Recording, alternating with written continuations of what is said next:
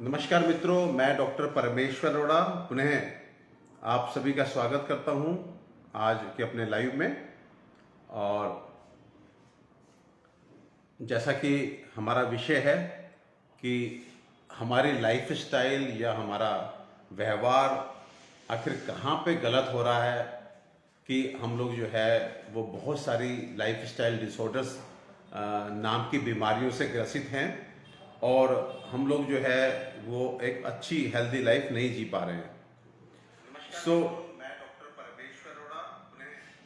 हमने पिछले एपिसोड में अगर आप याद करें तो हमने बात की थी कि मेंटल हेल्थ जो है वो डिस्टर्ब होने का कारण क्या है। और अपनी बात आगे बढ़ाने से पहले एक एक लाइन की definition physical health, mental health, social health, spiritual health, economic health की मैं आप लोगों से शेयर करना चाहूँगा, क्योंकि बहुत सारे लोग जो है ये पूछते हैं कि डॉक्टर साहब मेंटल हेल्थ का सही मतलब क्या होता है, सोशल हेल्थ का सही मतलब क्या होता है। क्योंकि जब आयुर्वेद के हिसाब से मैं स्वस्थ की परिभाषा किसी भी व्यक्ति से शेयर करता हूँ तो बड़े गौरव और बड़े गर्व के साथ बताना चाहता हूँ कि आयुर्वेद एक ऐसा विज्ञान है, एक ऐसा शास्त्र है जो स्वास्थ्य की परिभाषा को संपूर्णता के साथ बताता है, सो दैट आप संपूर्णता के साथ उस स्वास्थ्य को प्राप्त करने का प्रयास करें। और जब आपका प्रयास संपूर्ण होगा तो कहीं ना कहीं आप संपूर्ण रूप से स्वस्थ भी होंगे। तो मोटे मोटे तौर पे कहना चाहता हूं कि health is not merely a state of physical wellbeing. As per Ayurveda, a person is said to be healthy when he is physically, mentally, socially, spiritually and आज के परिवेश में पांचवा डायमेंशन मैं जोड़ रहा हूं, इकोनॉमिकली फिट और हेल्दी। मीन्स एक व्यक्ति को हम संपूर्ण रूप से स्वस्थ तब कहेंगे जब वो शारीरिक रूप से, मानसिक रूप से, सामाजिक रूप से, आध्यात्मिक रूप से और आर्थिक रूप से स्वस्थ है। तो इसका मतलब है वो व्यक्ति पूर्ण स्वास्थ्य को एंजॉय कर रहा है। अब ये पांचों डायमेंशन का एक एक लाइन की अगर हम परिभाषा की बात करें, डेफिनेशन की बात करें, तो शारीरिक रूप से स्वस्थ रहने से मेरा मतलब है कि एक तरह से आपको बीमारियां ना हो, आपका पेट ठीक रहता हो, आपको नींद अच्छे से आती हो, आपको शुगर ना हो, आपको ब्लड प्रेशर ना हो, आपको थायराइड ना हो। तो ये कंडीशन अगर आपके साथ है तो इसका मतलब आप शारीरिक रूप से स्वस्थ हैं। पहला डायमेंशन आप पास हो गए, आपको ओके का सर्टिफिकेट मिल गया। And what does this mental fitness means. तो मेंटल यानी कि मानसिक स्वास्थ्य से मतलब है कि दिन के अधिकांश समय आप मुस्कुराते हुए रहें, आप हंसते रहें, आपका मन प्रसन्न रहे, तो आप मानसिक रूप से स्वस्थ हैं, ऐसा मान के चलिए।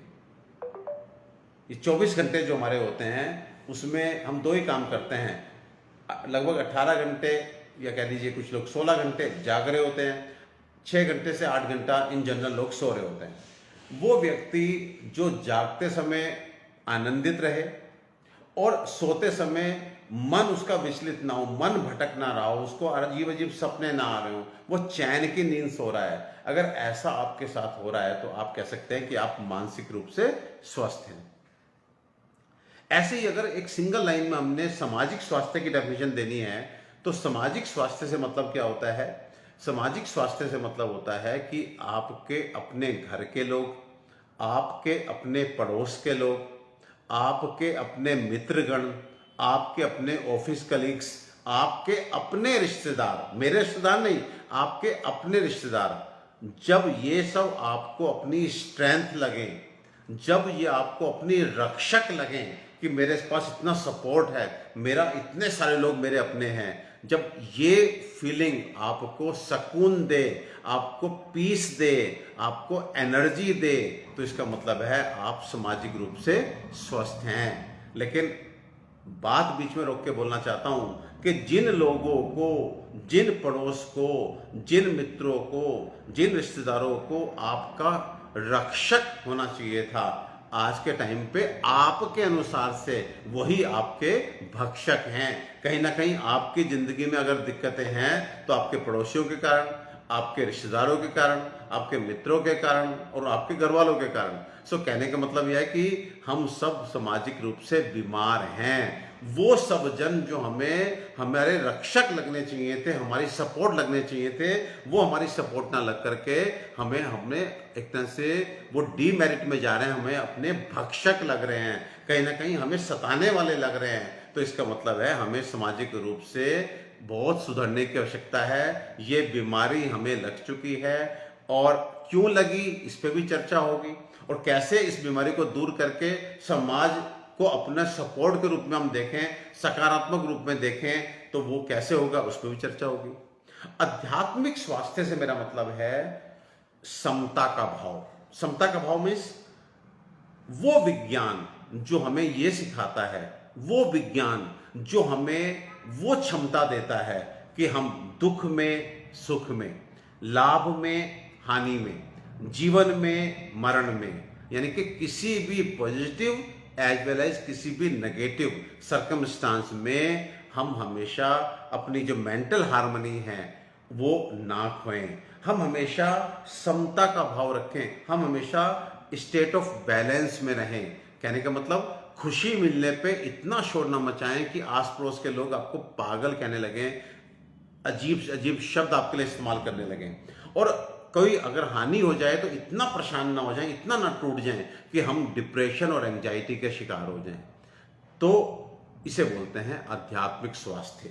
और आध्यात्मिक स्वास्थ्य भी हम लोगों का सबका बिगड़ा हुआ है, क्योंकि पहले तो हमें आध्यात्मिक स्वास्थ्य की परिभाषा ही नहीं पता, फिर परिभाषा नहीं पता और हम क्या आध्यात्मिक स्वास्थ्य से गेन करना चाहते हैं, क्या मिलने वाला है, हमको इसका तो पता ही नहीं है बिल्कुल। हम तो अध्यात्म का मतलब ये समझते हैं कि गेरुआ वस्त्र धारण कर लिए, श्वेत वस्त्र धारण कर लिए, माला जाप कर ली, राम राम राम राम राम राम बोल लिए, सुबह शाम मंदिर जा रहे हैं, ये होगी आध्यात्मिकता।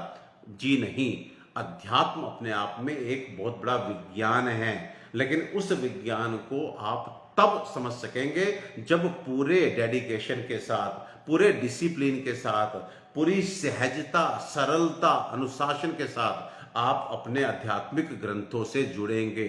उसके गूढ़ अर्थ को, उसके छिपे हुए अर्थों को आप किसी गुरु के माध्यम से या किसी देखिए सत्संग करने जाते हैं हम लोग। सत्संग इसका मतलब होता है जिन लोगों को सद्वृत्त के बारे में, जीवन के पॉजिटिव पक्षों के बारे में जानकारी है, उनके संग, उनके साथ बैठना इस कॉल्ड एज सत्संग।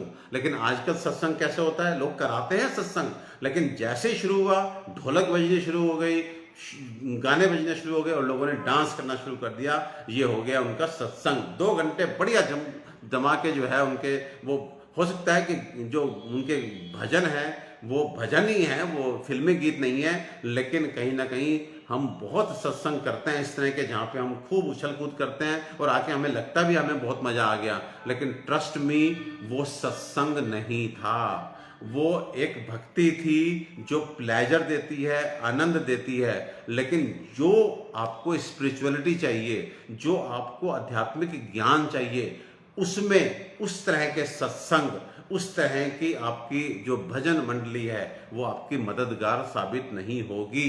तो जब तक आप अनुशासन के साथ, सहजता के साथ, सरलता के साथ, गंभीरता के साथ अपने आध्यात्मिक ग्रंथों का खुद से अध्ययन करें या जो सत्संगी हैं उनका संग करें, जो गुरु हैं उनके साथ बैठें, अपने बड़ों के साथ बैठें, तो आपको आध्यात्मिक निपुणता आएगी। और फिर देखिए हर कंडीशन जो भी दुख की है, सुख की है, लाभ की है, हारण की है, जीवन की है, मरण की है, आप एकदम सहज रहेंगे, आपको कोई स्थिति विचलित नहीं करेगी। और जब आपकी स्थिति कोई विचलित नहीं करेगी तभी आप स्वस्थ कहेंगे। वो आदमी जो सब पॉजिटिव हो रहा है उसमें मस्त रहता है, तो उसको हम निपुण नहीं कह सकते। हम निपुण, हम समझदार, हम गुड, हम ग्रेट उस व्यक्ति को कहेंगे जो हर परिस्थिति में, जब परिस्थितियां प्रतिकूल हैं उसमें भी वो सहज दिखे, उसमें भी वो मुस्कुराता दिखे, उसमें भी वो सरल दिखे, उसमें भी उसका स्टेट ऑफ माइंड बैलेंस दिखे। उस व्यक्ति को समझदार, उस व्यक्ति को निपुण, उस व्यक्ति को हम पढ़ा लिखा ज्ञानी कहेंगे। तो आज से आपको आध्यात्मिक ग्रंथों के साथ, जैसे भगवत गीता, जिसको मैं लाइफ का एनसाइक्लोपीडिया कहता हूं, कोई ऐसी जीवन की समस्या नहीं है जो आप जो है भगवत गीता से आप उसे सॉल्व ना कर सकें। आप पढ़ना शुरू कीजिए। मैं तो बोलता हूं कि आप 8-10 सूत्र, 8-10 श्लोका आज केवल भगवत गीता के यदि मनन करें, उनके अर्थ को सही से समझें और कहीं ना कहीं अपने जीवन में 75% भी उनको उतार लें, तो आप देखेगा कि सब कुछ वही रहेगा, वही घर, वही रिश्तेदार, वही पड़ोस, और आपके जीवन में आनंद ही आनंद आ जाएगा। आपका मन प्रसन्न रहेगा, आपके दिमाग में तनाव नाम की चीज नहीं होगी। इसी पॉइंट पे फिर मैं बता देना चाहता हूं, आज पूरा विश्व, सारे डॉक्टर्स, सारे वैज्ञानिक और यहाँ तक कि अब तो जनता भी ये मानने लगी है कि मैक्सिमम जो बीमारियां होती हैं they are psychosomatic in origin. When we say psychosomatic, इसका मतलब है कि इनिशियली हमारा दिमाग खराब होता है, उसके बाद, दिमाग खराब से मेरा मतलब है मानसिक तनाव होता है, उसके बाद उसका रिफ्लेक्शन धीरे धीरे हमारे शरीर पे आता है। Blood pressure, blood sugar, heart disease, insomnia यानी नींद ना आना, acidity, gas, constipation, pains, skin disease, allergies, ये सब आप जानते हैं। जब आप मानसिक तनाव में होते हैं तो आपको छींकें आना शुरू हो जाती हैं। जब आप मानसिक तनाव में होते हैं तो आपको स्किन एलर्जी शुरू हो जाती है। एलर्जी की लेटेस्ट डेफिनेशन है expression of emotions. Can you believe this? फिर से सुनिए, एलर्जी की डेफिनेशन है एक्सप्रेशन ऑफ इमोशंस। आपके इमोशंस जो हैं कभी छींकों के रूप में और कभी स्किन इचिंग के रूप में निकल करके आते हैं। तो these are 4 dimensions and fifth one is economic health. Economic health से बस मैं भगवान से यही मानता हूं कि मैं अच्छा खा पी लूं, मेरे बच्चे खा पी लें, उनकी अच्छी एजुकेशन हो जाए। अच्छी एजुकेशन का मतलब, कहीं से मेरा मतलब नहीं है कि मैं उनको 1 करोड़ रुपए खर्च करके और ऑस्ट्रेलिया और स्विट्जरलैंड और मैं अमेरिका में पढ़ाऊं, नहीं।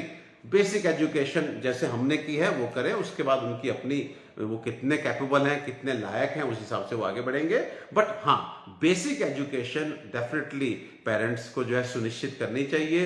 एंड उसके बाद कोई अगर गेस्ट आ जाए, कहीं पे कोई सामाजिक कोई रूप से आपको कंट्रीब्यूट करना पड़े, तो बेसिक ये आप कर सके, इतनी प्रार्थना आप प्रभु से कीजिए। और बस इतनी ही आर्थिक क्षमता मुझे लगता है जरूरी होती है। और जहां तक अपर लिमिट की बात है, तो अपर लिमिट तो आप जान लीजिए कुछ होती ही नहीं है। इकोनॉमी में अपर लिमिट कुछ नहीं होती। यहां पर 2 लाइनें जो शायद आप सब भी जानते हैं, किसी ने लिखी हैं कि जरूरतें तो फकीरों की भी पूरी हो जाती हैं।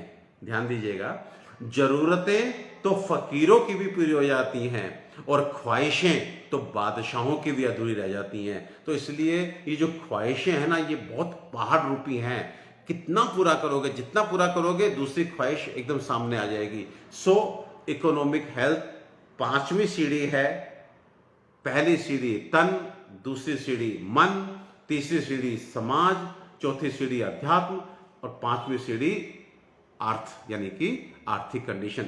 अनफॉर्चुनेटली आज हम इन 4 सीढ़ियों को छोड़ करके हम सीधे 5वीं सीढ़ी पे पैर रखने का प्रयास कर रहे हैं। इसलिए सबके कमर में दर्द है, सबके घुटने खराब हैं, सबकी मसल फैटिक है, सबको तनाव है, क्योंकि आप 5वीं सीढ़ी पे बिना मतलब सीधे एकदम 5वीं सीढ़ी पे पैर रखने की कोशिश कर रहे हैं। नहीं रखा जाएगा और ये व्यवहारिक भी नहीं है। केवल बदन में दर्द होगा, पैर हाथ कहीं ना कहीं दुखेंगे। जो रख पा रहे हैं उनको मरोड़ आएगा और जो नहीं रख पा रहे हैं उनको मानसिक तनाव आएगा। तो 5वें पायदान की चीज को प्लीज आप 5वें पायदान पे रहने दीजिए। और मेरा विश्वास कीजिए, जिसका तन सुंदर, जिसका मन सुंदर, जिसका समाज सुंदर, जिसका अध्यात्म सुंदर, ये बताइए कि क्या माँ लक्ष्मी उस घर में नहीं रहना चाहेगी, उस व्यक्ति के साथ नहीं रहना चाहेगी? 100% रहना चाहेगी। जिसका तन मन समाज अध्यात्म सब गंदा, वहां पे माँ लक्ष्मी का वास भी नहीं होता। और अगर होता भी है तो नकली माँ लक्ष्मी का वास होता है, जो आपको प्लेजर की जगह डर देगी, घृणा देगी, ईर्ष्या देगी, डिप्रेशन देगी, चिंता देगी, कभी ना संतुष्ट होने वाला दिमाग देगी। तो ऐसी झूठी, ऐसे नकली, ऐसे एक तरह से मैं कहूंगा कि डुप्लीकेट माँ लक्ष्मी को मत बुलाइए।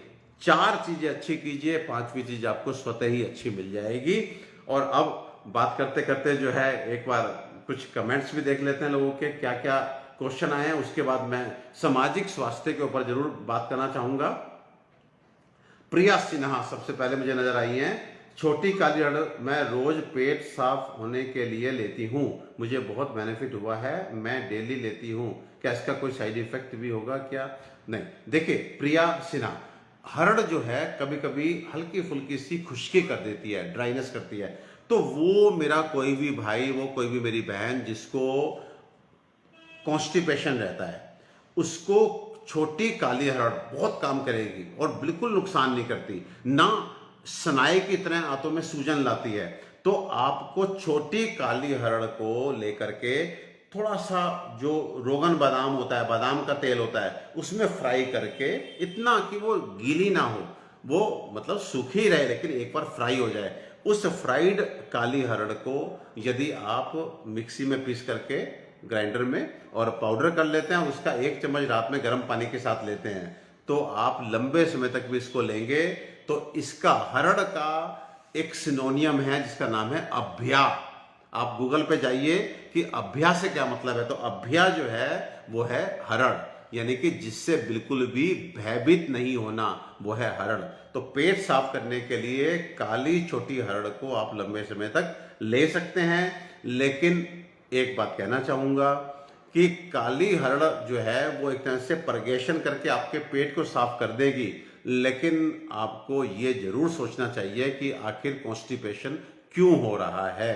तो यदि आप इस कॉन्स्टिपेशन से निजात चाहते हैं तो आपने अपने लीवर को एक्टिवेट करना है, अपने पैंक्रियाज को करेक्ट करना है। जब आपका पैंक्रियाज अच्छे डाइजेस्टिव जूसेज निकालेगा, 85% जो डाइजेस्टिव एंजाइम्स होते हैं, जो आपके खाने को पचाने वाले एंजाइम होते हैं, वो पैंक्रियाज से निकल करके आते हैं, जिसे अग्नाशय बोला जाता है। उस अग्नाशय का सही होने का मतलब है कि यू आर इंश्योरिंग कि आपके एंजाइम्स ठीक निकल करके आ रहे हैं। तो एंजाइम अच्छे निकल कर आएंगे तो आपका इनिशियल फेज ऑफ मेटाबॉलिज्म अच्छा होगा, फिर लेटर स्टेज ऑफ मेटाबॉलिज्म जो है वो लीवर करता है, तो आप लीवर को अपने स्ट्रॉन्ग कीजिए।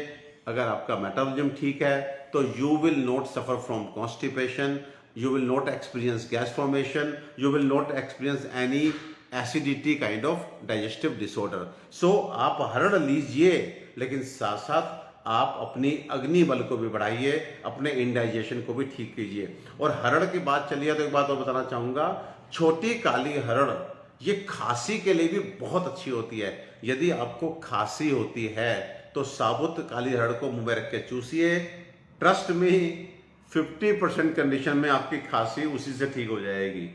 तो छोटी काली हरड़ का प्रयोग कर सकते हैं। ललिता जी नमस्ते। रोहिणी यशु सर राइनाइटिस का उपाय बताइए। राइनाइटिस का मतलब है एक तरह से नाक बहना, और इन जनरल ये एलर्जी के कारण होता है, एलर्जिक राइनाइटिस।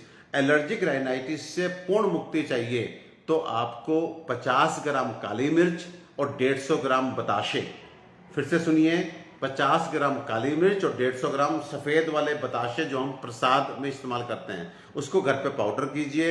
उसका 1 चम्मच पाउडर हल्दी वाले दूध के साथ रोज रात में लेना शुरू कीजिए। आप देखेंगे कि आपको बहुत बढ़िया से आराम होगा। लगातार इसका सेवन करना है 2-3-4 महीने तक। और साथ में अगर संभव हो एक कल्याण योग आता है, उसका 1 चम्मच 2 गली त्रिकटु चूर्ण, त्रिकटु 2 गली त्रिकटु की जो होती है, मीन सौंठ काली मिर्च पिपली की, ये भी बहुत अच्छा हमारा एंटी एलर्जिक कॉम्बिनेशन है।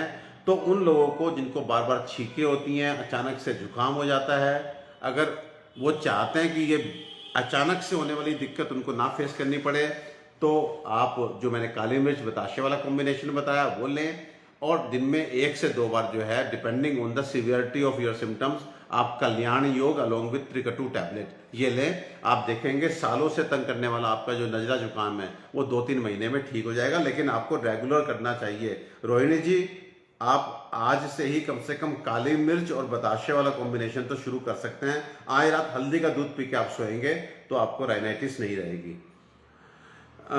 रवि भूषण जी कह रहे हैं कि हाइपर गैस के लिए कुछ बताइए। देखिए, जिन लोगों को गैस बनती है, मतलब गैस से मतलब मोटे मोटे तौर पे ब्लोटिंग से होता है, पेट का फूलना, तो ऐसे व्यक्ति एक तो खाना खाने के आधे घंटे पहले या 20 मिनट 15 मिनट पहले एक अदरक का टुकड़ा सेंधा नमक मिला करके जरूर खाया करें।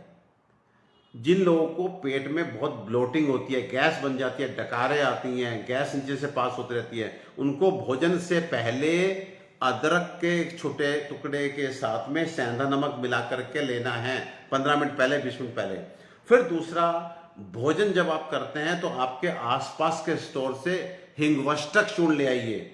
हिंगवष्टक चूर्ण, हींग से बना हुआ है हिंगवष्टक चूर्ण, उसको आप आधा चम्मच की मात्रा में खाना जब आप शुरू करें तो पहली बाइट, पहली जो नवाला है उसको सब्जी के साथ लगा के खाएं, और दूसरे नवाले में क्या करना है कि वो जो पाउडर है वो आपकी थाली में होना चाहिए।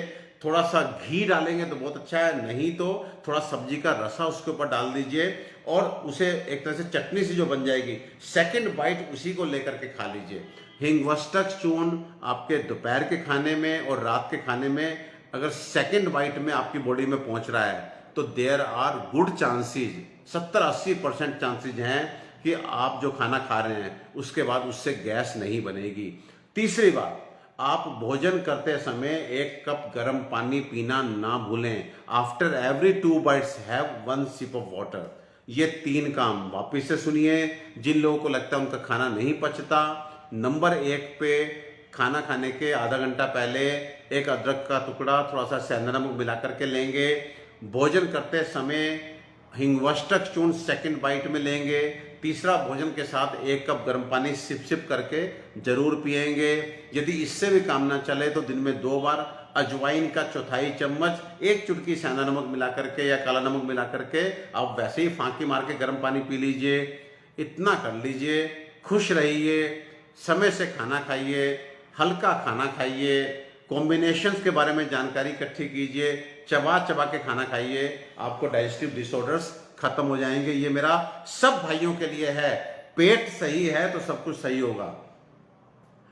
और जी रविंद्र पाल जी, 3 साल ओल्ड चाइल्ड, मिर्गी प्रॉब्लम। रविंद्र पाल जी लिखते हैं इपिलेप्सी यानी कि मिर्गी की प्रॉब्लम बच्चों को, 3 साल का बच्चा उसको हो रही है। देखिए कभी कभी क्या होता है कि बच्चों को 2-3 बेसिक चीजें होती हैं जिनकी वजह से इपिलेप्सी शुरू होती है। नंबर 1, बड़ा साधारण सी चीज लेकिन बड़े बड़े डॉक्टर उसको मिस कर जाते हैं। नंबर 1 पे आता है पेट में कीड़े होने के कारण। तो यू मेक श्योर कि आप बच्चे को अच्छे डॉक्टर को दिखाएं भी, उसकी बताई दवाई भी लें, लेकिन आप एक बार जरूर उसको याद दिलाइए कि बच्चे को क्या कीड़ों की दवाई दे के देख ले, क्योंकि कीड़ों की वजह से भी बच्चों को इपिलेप्टिक फिट्स आते हैं। नंबर 2, कभी कभी अचानक से तेज बुखार जब बच्चे को चढ़ता है तो वेरिएशन ऑफ टेम्परेचर की वजह से भी फिट्स आ जाते हैं। तो वहां पे भी बहुत जल्दी से आप मेडिसिन शुरू ना करा करके थोड़ा सा पेशेंस रख सकते हैं। तो मुझे लगता है कि फिर, क्योंकि एक बार एंटी इपिलेप्टिक मेडिसिन जब शुरू हो जाती हैं तो फिर वो 3 साल तो मिनिमम चलनी होती हैं, लेकिन आज के टाइम पे अनफॉर्चुनेटली हम देख रहे हैं कि फिर वो बंद ही नहीं होती, वो 5 साल 10 साल 15 साल, एंड उसके बड़े साइड इफेक्ट होते हैं। तो आप एंटी इपिलेप्टिक मेडिसिन शुरू करने से पहले ये 2 बेसिक चीजें जो मैंने बताई, नंबर 1 कीड़े, नंबर 2 बुखार, नंबर 3 कभी कभी बच्चा डरता है, अब वो रीजन नहीं बता पाएगा, उसकी वजह से भी उसको फिट्स पड़ते हैं। तो ऐसे में आयुर्वेदिक मेडिसिन जैसे सुप्रज्ञा अर्क, सुप्रज्ञा कैप्सूल, ये अगर आप बच्चे को देते हैं तो there is a great chance कि उसको इपिलेप्सी नहीं होगी अगर फियर की वजह से हो रही है। एक बहुत मजेदार बात और आपको बताना चाहता हूं कि सुप्रज्ञा जो है ये इपिलेप्सी की मेडिसिन भी है। आपके जो नर्व्स से, आपके जो ब्रेन से एबनॉर्मल डिस्चार्जेज होते हैं जिसकी वजह से बच्चे को इपिलेप्टिक फिट आते हैं, उसके केस में भी हम सुप्रज्ञा को इनिशियली ट्राई कर सकते हैं without going directly for the allopathic medicine. मेरे पास बहुत सारे ऐसे केसेज आते हैं जहां पर वो 8-10 साल से इपिलेप्सी की मेडिसिन ले रहे हैं, बट फिर भी उनको कभी मंथली बेसिस पे, कभी 15 दिन के बेसिस पे। अभी लेटेस्ट तो एक बच्ची आई थी जिसको ऑलमोस्ट एवरी डे फिट्स पड़ रहे थे और हमने उसकी इपिलेप्सी की मेडिसिन बंद नहीं कराई, लेकिन अपना सुप्रज्ञा अर्क, सुप्रज्ञा कैप्सूल साथ में जोड़ दिया। ट्रस्ट में उसको फिट्स आने बंद हो गए। सो कभी कभी 1+1 11 होके भी काम करता है। तो आई एम नॉट सेइंग कि एलोपैथिक मेडिसिन से बेकार है, नहीं। एट टाइम्स मुझे खुद एलोपैथिक मेडिसिन रिकमेंड करनी पड़ती है कि आप एलोपैथिक मेडिसिन लीजिए, क्योंकि ये थोड़ा सा अर्जेंसी है। सो आपकी सुटेबिलिटी क्या है, कभी भी ऐसे मान के नहीं चलना कि आयुर्वेदिक मेडिसिन हल्की और एलोपैथिक मेडिसिन स्ट्रॉन्ग। नो, आपको क्या चीज सूट करती है। एट टाइम्स एलोपैथिक मेडिसिन काम नहीं कर रही होती और आपको आयुर्वेदिक मेडिसिन दी और एकदम काम करती है, तो किसको स्ट्रॉन्ग कहेंगे। सो ये सब छोटी बातें हैं, इनको चक्कर में मत पड़िए। डॉक्टर से सलाह कीजिए। इपिलेप्सी के लिए आयुर्वेदिक मेडिसिन साथ में जोड़िए, हमेशा फायदे में रहेंगे। ये प्रीति गाखर, प्रीति गाखर, अरे भाग गई, क्वेश्चन ही नहीं पता लगा मुझे क्या था यार। प्रीति गाकर कुछ पूछ रही थी, चलो अब फिर दोबारा नजर आएगा तो बोलूंगा। सावन जी लिख रहे हैं कि सर मैं लोन लेकर बीएमएस कर लूं क्या, ठीक। सावन नायक जी, आप लोन लेके बीएमएस क्यों करेंगे, पढ़ के सिलेक्शन लीजिए ना। अभी आजकल के बच्चे, मुझे समझ में नहीं आ रहा किस तरह से अपनी एजुकेशन कर रहे हैं। मैं तो आप लोगों के सामने ये स्वीकार करता हूँ कि I did my graduation from Lucknow state Ayurvedic college and then my PG, my post graduation from Banaras Hindu विश्वविद्यालय। एंड मेरी पूरी जो 8.5 साल 9 साल की स्टडीज हैं, उसमें मैंने गवर्नमेंट को शायद 9,000 रुपये दिए होंगे। तो उस समय तो गवर्नमेंट कॉलेजेस में अगर एडमिशन हो जाए तो ऑलमोस्ट इस 9-10 हज़ार रुपये में हॉस्टल फीस भी इंक्लूडेड है। सो अब मुझे लगता है कि 10-20 हज़ार रुपये शायद लगता होगा, साल का लगता होगा 20-25 हज़ार रुपये शायद। तो इतना नहीं है कि आपको लोन लेना पड़े, लेकिन आप अगर मेहनत करके सिलेक्शन लेके गवर्नमेंट कॉलेज में जाएंगे तो मुझे लगता है कि आपको लोन की आवश्यकता नहीं पड़ेगी। लेकिन अगर लोन लेना भी पड़े तो ले लीजिए, कोई दिक्कत नहीं है। आप डॉक्टर बन जाएंगे, सब चुक जाएगा, और सबसे बड़ी बात है बहुत अच्छी सेवा भी करेंगे। और मुझे खुशी इस बात की है कि आप आयुर्वेदिक डॉक्टर बन के जो है सेवा करेंगे जी। और पूनम गुप्ता जी लिख रही हैं कि राइट हैंड का thumb and finger proper work नहीं करते। पूनम गुप्ता, राइट हैंड का अंगूठा और फिंगर सही काम नहीं कर रही हैं, इसका मतलब है आपको नर्वस प्रॉब्लम है। आपको, इसे हम न्यूरोपैथी बोलते हैं, कहीं ना कहीं आपकी नर्व्स में स्ट्रेंथ नहीं है।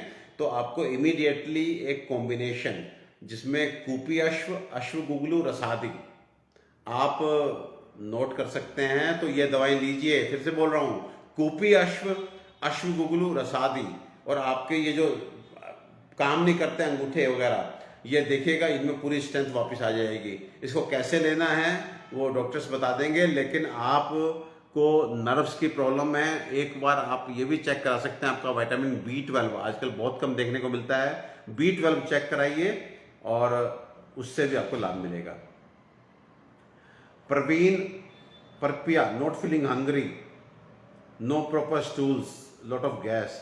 देखिए सीधी सी बात है, ये आपका स्लगिश मेटाबॉलिज्म, आपको भूख नहीं लगती, आपको पेट साफ नहीं होता, आपको गैस बनती है, इसका मतलब आपका जो मेटाबॉलिज्म है वो ठीक नहीं है। मैंने जो अभी थोड़ी देर पहले बताया है, आप खाना खाने से पहले अदरक और सेंधा नमक खाएंगे तो उससे डाइजेस्टिव एंजाइम्स का सेक्रेशन मोटिवेट होगा, आपको भूख लगेगी।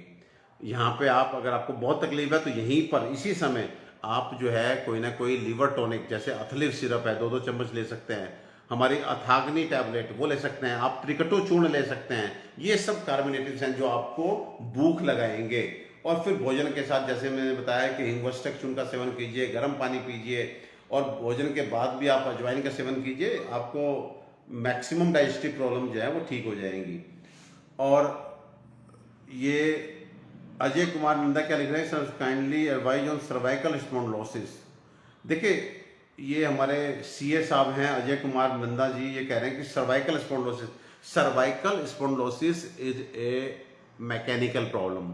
और यहाँ पे एक बहुत इंपॉर्टेंट बात मैं क्लियर कर देना चाहता हूँ कि सर्वाइकल स्पॉन्डिलोसिस जो है वो उसे लोग बहुत मिसरीड करते हैं। आपको मानसिक तनाव रहता है, फिर भी आप कहते हैं हमको सर्वाइकल हो गया। आपको चक्कर आते हैं, आप कहते हैं सर्वाइकल हो गया। आपको बैक, अपर बैक जो है स्टिफ रहती है, आप कहते हैं सर्वाइकल हो गया। विश्वास कीजिए, मेरे पास अगर 100 लोग सर्वाइकल स्पॉन्डिलोसिस बोल करके आते हैं तो उनमें से सर्वाइकल जो होता है वो केवल 25 को होता है। 75% को सर्वाइकल होता नहीं है। उनमें से 75 में से 50% को केवल मानसिक तनाव होता है, जिसकी वजह से नसें खिंचती हैं और आपको लगता है कि जैसे आपको स्टिफनेस हो रही है।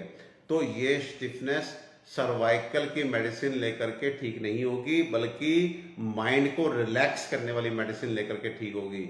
जिन लोगों को ऐसा लगता है कि ये जगह जो है खिंचती है, पूरा एकदम स्टिफनेस रहती है, चक्कर, हाँ, यहाँ पर एक बहुत ही डिबेटेबल मैं चीज़ कहना चाहूँगा, जो मैं डॉक्टर से भी मतलब लड़ लेता हूँ इस बात के लिए।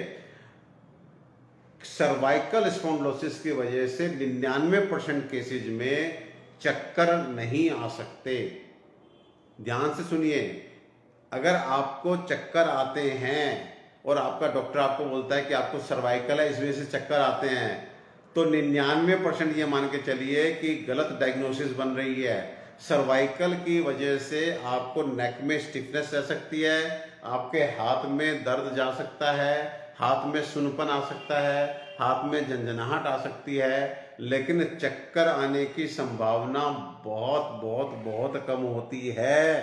सो चक्कर अगर आए तो जाकर के सुप्रज्ञा खाएं, सर्वाइकल ट्रीटमेंट करा के कुछ फायदा नहीं होगा। चलिए, और ये शमा गुप्ता नेक और हेड की बात कर रही हैं, तो फिर मैं कह रहा हूं कि अगर हेड के साथ नेक जुड़ा हुआ है और आपको कोई भी डिस्कम्फर्ट है, तो नोइंगली और अननोइंगली आप विजिबल वेव और अंडर करंट वेव कहीं ना कहीं स्ट्रेस की आपके अंदर चल रही है। फिर मैं कह रहा हूं, एक बात बहुत ध्यान से सुनिए, अपनी प्रैक्टिस में हम लोग ये देख रहे हैं कि अगर कोई व्यक्ति सही मेडिसिन देने के बाद भी 15 दिन और 1 महीना हमें ये बोलता है कि मुझे आराम नहीं है, और लेकिन वो पूरे टाइम मुस्कुराता है, हंसता है। जब हम पूछते हैं मानसिक तनाव, वो बोलता है डॉक्टर साहब बिल्कुल नहीं। नींद कैसे आती है, तो कहते हैं मज़ेदार। घर कैसा है, मज़ेदार। बीवी कैसी है, मज़ेदार। ऑफिस कैसा है, मज़ेदार। बोलने के बाद भी रिजल्ट जब नहीं आता, trust me, I am a practitioner, मैं उसको अपना सुप्रज्ञा जोड़ देता हूँ, एंड 15 दिन बाद वो आदमी बोलता है अब मुझे आराम है। सो स्ट्रेस, मानसिक तनाव, हम अब इतने इंटेलिजेंट हैं, इतने पढ़े लिखे हैं कि हम शायद अपने इंटेलिजेंस से हम अपने को फील नहीं होने देते, but we are under stress. हम सुबह से शाम तक जो ऑफिस में बैठ करके अरे यार करते हैं, वो सब स्ट्रेस है, लेकिन हमें ये बोलने में बहुत हेजिटेशन है कि हमें मानसिक तनाव है। 25% लोग तो ये बात सुनने को राजी नहीं कि उनको टेंशन है। वो कहते हैं टेंशन वेंशन कुछ नहीं डॉक्टर साहब, मेरा तो पेट खराब है, मेरा पेट ठीक कर दो, मेरे से मस्त आदमी कोई नहीं है। वो ये नहीं जानते कि अब वो विशियस सर्कल में फंस चुके हैं। पेट खराब है तो दिमाग खराब है, दिमाग खराब है तो पेट और खराब है, पेट खराब है तो दिमाग खराब है। तो इस सर्कल को ब्रेक करने के लिए ये जो साइकोसोमैटिक सर्कल बन गया, आपको साइकोसोमैटिक ट्रीटमेंट चाहिए। लेकिन उसमें फॉर्चुनेट बात यह है कि if you come to Ayurvedic doctor, तो आपको हम वो दिमाग को रिलैक्स करने वाली मेडिसिन देते हैं जिन्हें बाद में 1-2 महीने बाद आप बहुत ही आराम से छोड़ सकते हैं। वो केवल दिमाग की खुराक होती है, उसकी आदत नहीं पड़ती। लेकिन एलोपैथ में ये थोड़ी सी प्रॉब्लम है कि if you start antipsychotic medicine and take them for 3 to 6 months, then it will be very tough to get rid from them. तो इसलिए मेरा हमेशा एक अनुरोध है कि साइकोसोमैटिक प्रॉब्लम में, या आपकी कोई सोमैटिक प्रॉब्लम है जिसके लिए आप अंग्रेजी दवा खाते हैं, तो भी आप आयुर्वेदिक कोई ब्रेन रिलैक्सेंट, कोई मेंटल रिलैक्सेंट टॉनिक जरूर जोड़ लिया कीजिए, आपको बहुत फायदा होगा। देखते रहिए, आपको कितना आनंद आएगा। लक्ष्मीकांत मिश्रा जी, सर जी नमस्ते। एंजाइटी फोबिया का कोई उपाय बताइए। देखिए लक्ष्मीकांत मिश्रा जी, मैंने अभी एंजाइटी के लिए बताया, डिप्रेशन के लिए बताया, फोबिया के लिए बताया। अगर आप सीधे सीधे दवा का नाम पूछ रहे हैं, तो मेरे भाई सुप्रज्ञा अर्क, सुप्रज्ञा कैप्सूल। आप सुप्रज्ञा अर्क 2 चम्मच से शुरू कीजिए, हर दूसरे तीसरे दिन 1-1 चम्मच बढ़ाते जाइए, 5 चम्मच तक जा सकते हैं। सुप्रज्ञा अर्क और 1 कैप्सूल या 2 कैप्सूल सुप्रज्ञा साथ में ले लीजिए, सुबह शाम लेना शुरू कीजिए। आयुर्वेदिक दवा है, कोई साइड इफेक्ट नहीं है, एडिक्शन फ्री है, सबको रिजल्ट देती है। तो मुझे लगता है कि Supragya you should try.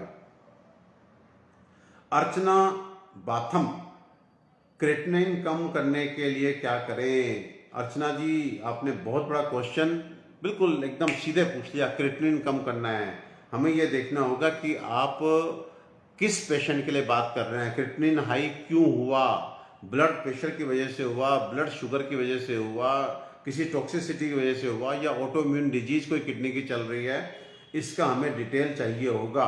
Then only, और कितना है उसके हिसाब से हम बताएंगे। हर स्टेज का क्रिएटिनिन हम कम नहीं कर सकते। तो आप इसके बारे में हमें डिटेल रिपोर्ट्स भेजिए। अर्चना जी, आपको निश्चित ही हम क्या मदद कर पाएंगे इसके बारे में हम आपको बताएंगे। मीना वंशी कह रही सुप्रज्ञा 2 महीने में खट्टी हो गई, 2 महीने में खट्टी हो गई सुप्रज्ञा। देखिए सुप्रज्ञा जो है वो हल्की सी, क्योंकि इसको प्रिजर्व करने के लिए इसमें साइट्रिक एसिड मिलाया जाता है। जैसे आप घर में टाटरी का इस्तेमाल करते हैं तो इसमें साइट्रिक एसिड होता है। हो सकता है कि आपको ऐसे ही लग रहा हो, लेकिन 2 महीने नहीं, ये 1 साल तक अच्छे से मतलब मेंटेन रहती है। और 2 महीने में ये खट्टी हो जाएगी, ये ऐसा नहीं है। थोड़ा सा ध्यान रखिए, अर्क है ये, एक्चुअली एक तरह से डिस्टिलेशन का प्रोडक्ट है। तो एकदम से अगर धूप में पड़ी रहेगी 2 महीने तो देयर इज ए चांस कि हो सकता है कि वो, लेकिन धूप में रख के भी हम लोग ट्रायल करते हैं, लेकिन 2 महीने में ये खराब नहीं होती है। तो आप थोड़ा सा चेक कराइएगा, अगर हो सके तो हमें मीना वंशी, आपका नाम भी मैंने जान लिया, आपका नंबर नहीं तो हमारा स्टाफ आपको कॉल करता। आई विल रिक्वेस्ट यू कि आप एक बार कॉल करके हमें बताइए, फिर हम जरूर देखेंगे इस मैटर को कि कैसे जो है वो खट्टा हो गया, लेकिन नहीं, खट्टा नहीं होता है। और धूप में मत रखिए, हम लोग लिखते भी हैं बोतल पे कि थोड़ा ठंडे में रखिए। ठंडे का मतलब फ्रिज से नहीं है, आप नॉर्मल रखिए, लेकिन धूप में कभी कभी लोग गाड़ी में छोड़ देते हैं अपनी कार में कि भाई चलो कभी लंच के समय पी लिया करेंगे, तो वहां पे इस तरह की शिकायत 1% अगर आती होगी तो पता नहीं है, लेकिन we will check it. Ambika Sharma क्या लिखती हैं, साइनस की मेडिसिन बताइए और ये किस वजह से होता है। देखिए साइनस के मैक्सिमम जो केसेज हमारे पास आते हैं वो एलर्जिक होते हैं, यानी कि साइनोसाइटिस जो होती है वो एलर्जी की वजह से होती है। तो आपको एंटी एलर्जिक मेडिसिन को लेना पड़ेगा। और आयुर्वेद की एंटी एलर्जिक मेडिसिन में हरिद्रा खंड आता है, त्रिकटु चूर्ण आता है, मैंने सिंपल आपको काली मिर्च बताशे वाला फार्मूला बताया हल्दी वाले दूध के साथ। इम्यूनिटी बिल्ड करने के लिए आप अमृत, आपकी जो गिलोय की टैबलेट आती हैं उनका आप सेवन करें। लेकिन बस इतना कहना चाहता हूँ कि अंबिका शर्मा जी, साइनोसाइटिस का इलाज आयुर्वेद में है।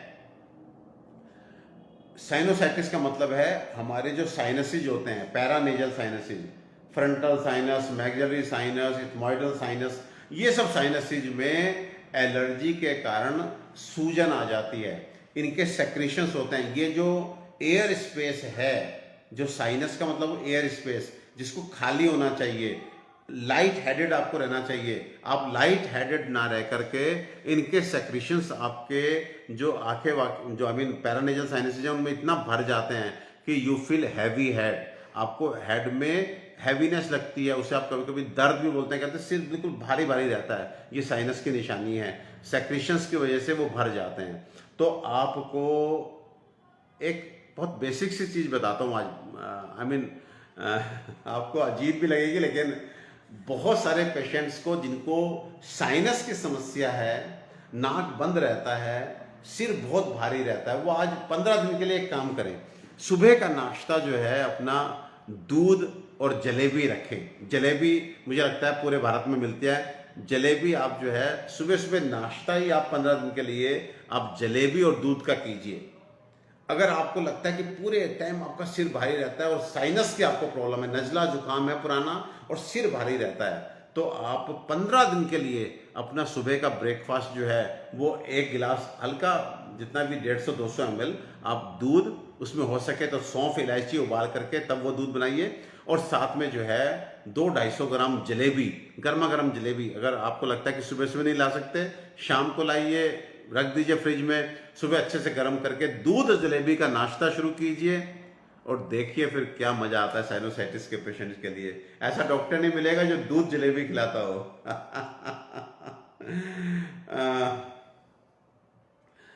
और जागृति अग्रवाल सर, चक्कर आने का उपाय बताएं। जागृति अग्रवाल, चक्कर बहुत सारे कारण होते हैं चक्कर आने के, पूरी हिस्ट्री आपकी लेनी होगी। लेकिन मैं इतना आपको बताना चाहता हूँ कि जिन लोगों को पेट खराब रहता है, गैस बनती है, उनको भी चक्कर आते हैं, जिनको स्ट्रेस रहता है उनको भी चक्कर आते हैं, लेकिन आप अनफॉर्चुनेटली स्ट्रेस की वजह से चक्कर आ रहे होते हैं, आप जो मेंटल फैटिक होता है, जो दिमाग थका होता है, उसकी वजह से चक्कर आ रहे होते हैं, लेकिन आप सर्वाइकल बोल बोल के जो है पता नहीं कौन सी दुनिया में कौन सा इलाज करा रहे होते हैं। तो आपको मेंटल रिलैक्सेशन चाहिए मैम, जागृति मैम, आप इंश्योर कीजिए आपका पेट एकदम सही रहे, आपको गैस वैस ना बने, और साथ में जो है आपको मानसिक तनाव ना रहे, आप नींद पूरी लेते हो, आप मेंटली पॉजिटिव हो, और उसके बाद अगर फिर भी चक्कर आता है तो डेफिनेटली कुछ और कारण ढूंढने होंगे। लेकिन अगर ये 2-3 चीज़ें मैंने आपको जो बताई है उनको आप अगर सही टैकल कर लेते हैं तो चक्कर आपको बंद हो जाएंगे। हमारे पास जो पेशेंट आते हैं, maximum of them they get rid from चक्कर, from dizziness, from giddiness within 15 days, 15 दिन में आराम आ जाता है। काशवी एंजाइटी में काशवी कहाँ चली गई भाई, ये मैं मेमोरिन कैप्सूल कुछ ऐसे कुछ पूछ रही थी, तो काशवी मैंने मेमोरिन कैप्सूल इस्तेमाल नहीं किए तो मैं बता नहीं पाऊंगा कितने इफेक्टिव हैं। तो आप उसको यूज कर रही हैं तो आप शेयर कीजिएगा, अगर आपके अच्छे रिजल्ट हैं तो आप इसी कमेंट में कहीं डालिएगा, सो दैट और लोग भी इसका फ़ायदा उठा सकें। तो मुझे ये पता है कि मैं एक अपना रिसर्च प्रोडक्ट जिसका नाम है सुप्रज्ञा, उसको लगभग आज 12-13 साल से मैं हर दिन कम से कम मुझे लगता है कि 40-50 पेशेंट्स को सुप्रज्ञा मेरे हाथ से लिखा जाता है। कम से कम 40 से 50 पेशेंट को सुप्रज्ञा मैं लिखता हूं, और उस 40-50 पेशेंट में से मुझे लगता है कि 80% लोग जो है विद इन 15 डेज आके बोलते हैं कि डॉक्टर साहब हमें फ़ायदा है, हमें बहुत अच्छा लग रहा है। तो सुप्रज्ञा अर्क एक ऐसी चीज है जो आपने पिया और जीभ से ही, पानी से भी पतला होता है अर्क, उतना डाइल्यूटेड, सीधा बॉडी में एब्जॉर्ब, और जो घबराहट हो रही थी, जो धड़कन पैल्पिटेशन हो रही थी, जो आपके फियर हो रहा था, वो एंजाइटी डिप्रेशन हो रहा था, इमीडिएटली रिजल्ट मिलता है जैसे इंग्लिश मेडिसिन में मिलता है। तो सुप्रज्ञा, बहुत सारे लोग हमारे ये बताते हैं कि साहब जरा सी घबराहट हो, जरा सा धड़कन बढ़े, और एक तो मेरा भाई ऐसा है उसने तो दिल खुश कर दिया, वो बोलता है कि साहब जब भी ऑफिस में बॉस मुझे अपने चैम्बर में बुलाते थे, पियोन आता था कि बॉस बुला रहे हैं, तो मेरी तो ऐसे धड़कन बढ़ जाती थी और मैं जाके बात ही नहीं कर पाता था, जबकि मेरी कोई गलती नहीं होती थी, कोई मतलब सामान्य परिस्थितियों में भी मैं एकदम से परेशान हो जाता था, जाके हकलाने लगता था। अब तो जैसे ही मेरे को कोई आके बोलता है कि बॉस बुला रहे हैं, वो पहले मैं ड्रॉर से वो सुप्रज्ञा निकालता हूँ, थोड़े से पानी में मिला के पीता हूँ, और फिर बॉस के रूम में जाता हूँ और डॉक्टर साहब बढ़िया जवाब देता हूँ, और अब वो डर वर जो लगता था बॉस से, वो लगना भी बंद हो गया। तो अगर आपको भी लगता है आपके बॉस थोड़े खूंखार हैं और आपको डर लगता है और आप सही से जवाब नहीं दे पाते, कभी कभी हम जब अपनी बात सही से नहीं रख पाते, कॉन्फिडेंटली नहीं रख पाते, तो बहुत छोटे आदमी भी हम पे हावी हो जाते हैं। तो अगर ऐसी परिस्थिति आपके साथ है तो आप सुप्रज्ञा ट्राई कीजिए, और अगले एपिसोड में, अगले वेबिनार में आप हमें बताइएगा कि क्या आप भी अपने बॉस को अच्छे से जवाब दे पाए क्या। तो सुप्रज्ञा जो है वो आप सेवन करके और लाभ उठाइए। सोनाक्षी सारस्वत, राम राम सर, बहुत अच्छा लगा, राम राम लिखा कीजिए सोनाक्षी, बहुत अच्छा लगा। माई मदर गेट्स चक्कर since many years and heaviness in the head. देखो मैं फिर बता रहा हूँ, बहुत ध्यान से सुनिए प्लीज, बहुत ध्यान से सुनिए। अगर किसी को चक्कर आते हैं या किसी घर में किसी को चक्कर आते हैं तो आप 2-3 चीजें जरूर देखिए। नंबर 1, उसको पेट संबंधी दिक्कत नहीं होनी चाहिए, उसका पेट साफ होना चाहिए, उसको गैस नहीं बननी चाहिए, उसको एसिडिटी नहीं रहनी चाहिए। अगर वो संग्रहणी या आईबीएस का पेशेंट है तो उसका आईबीएस का ट्रीटमेंट कराइए। पेट की बीमारियों से बहुत चक्कर आते हैं, गैस्ट्रिक अटैक जो होता है उससे चक्कर आते हैं। नंबर 2, मानसिक तनाव से चक्कर आते हैं, मानसिक तनाव ठीक कीजिए। नंबर 3, जिनको बहुत वीकनेस होती है, लेकिन वो वीकनेस वाले पेशेंट बहुत कम होते हैं कि आपको चक्कर आने शुरू हो जाएं, वो कभी कभी होता है बीमारी के बाद, जब आप इतने कमजोर होते हैं, जब बिस्तर से उठते हैं, पोस्चर चेंज करते हैं तो आपको चक्कर आते हैं, वो that weakness goes in 10-15 days, तो उसकी चिंता नहीं है। 2 चीजें आप जरूर देखिएगा, पेट सही रहना चाहिए, नंबर 2 उनको स्ट्रेस नहीं रहना चाहिए। इसके बाद थोड़े बहुत आपको nervine tonic, actually when we do destressing, तो डी स्ट्रेसिंग के साथ ही नर्वाइन टॉनिक चला जाता है बॉडी में और चक्कर आने बंद हो जाते हैं। आप आयुर्वेदिक मेडिसिन लीजिए। इन जनरल हम लोग सोल्ट सिनेरेजिन करके, आप सब जानते हो जिनको चक्कर आता है, 8 mg 16 mg वर्टिगोन नाम से टैबलेट आती है, उसको लेके खाते रहते हैं। वो केवल आपको सिम्टोमेटिक रिलीफ देती है, लेकिन अगर आप चाहते हैं कि उस मेडिसिन से भी छुटकारा मिल जाए, वो जो दीवार पकड़ पकड़ के चलने की फीलिंग, अनस्टेबिलिटी, वो फियर गिर ना जाए, वो आपको खत्म करनी है, तो सुप्रज्ञा सुप्रज्ञा सुप्रज्ञा। और जी नीतीश क्या कहते हैं, hello sir, nephrotic syndrome for 5 year old boy student dependent. देखिए नीतीश हसीजा जी लिख रहे हैं कि 5 साल के बच्चे को नेफ्रोटिक सिंड्रोम है।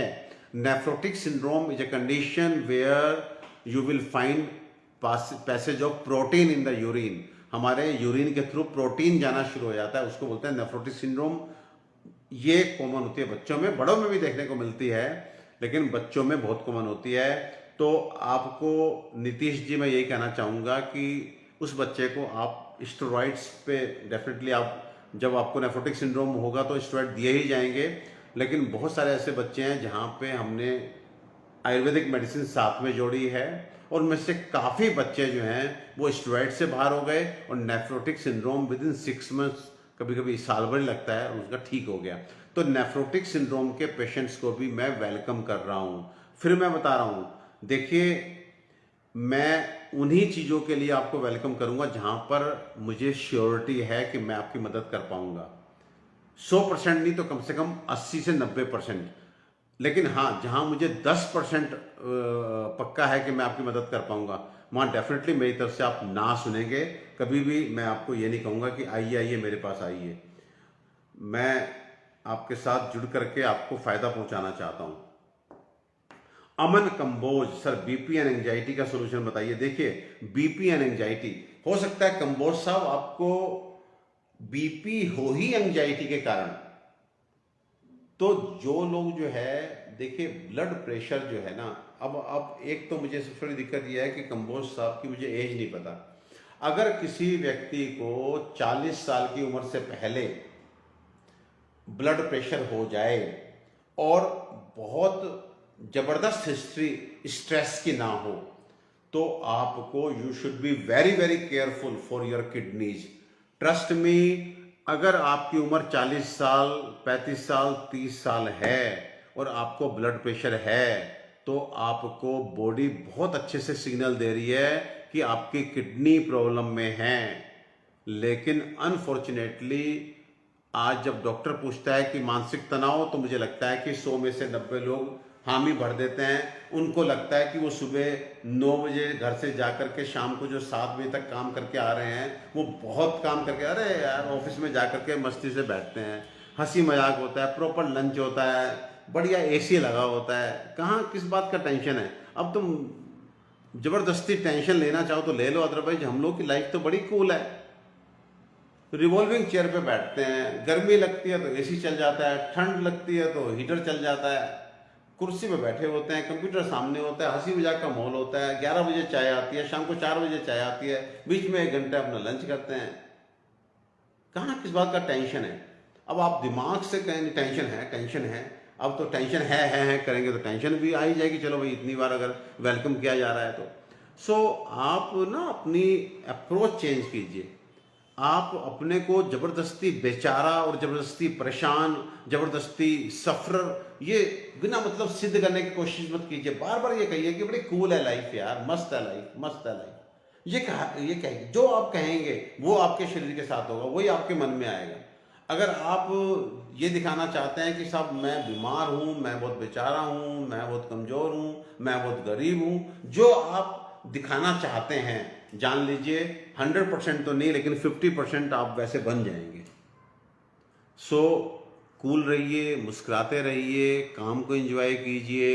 और वापस से क्वेश्चन पे आ रहा हूँ, कि आप इस मानसिक तनाव से अपना ब्लड प्रेशर मत बढ़ाइए, और जिनको वास्तव में दिमागी तनाव नहीं है और ब्लड प्रेशर है, वो अपने किडनी का ध्यान रखें। और अगर आप ये कहते हैं कि नहीं, किडनी के लिए तो हम टेस्ट करा लेते हैं, हमारा यूरिया क्रिएटिनिन नॉर्मल है, तो खुश मत होइए। ये यूरिया और क्रिएटिनिन जिसे देख करके आप अपनी किडनी को हेल्दी बताते हैं, वो बढ़ना ही तब शुरू होता है जब आपकी किडनी 75% 80% डैमेज हो चुकी होती है। फिर से ध्यान से सुनिए, आप अपनी KFT kidney function test report कराते हैं और अपने नॉर्मल रीडिंग देख करके टचवुड करते हैं कि मेरा तो ठीक है, मेरा तो ठीक है, लेकिन आपको ये नहीं मालूम कि ये बहुत ही मिसगाइड करने वाली रिपोर्ट होती हैं। आपका क्रिएटिनिन, आपका यूरिया पहली बार इन जनरल, व्हेन आई से in general means I am talking for more than 90% of the cases में तब बढ़ करके आता है जब आपकी किडनी 70-80% डैमेज होती है, और वो डैमेज भी कैसा, इरिवर्सिबल डैमेज, जो ठीक ही नहीं हो सकता।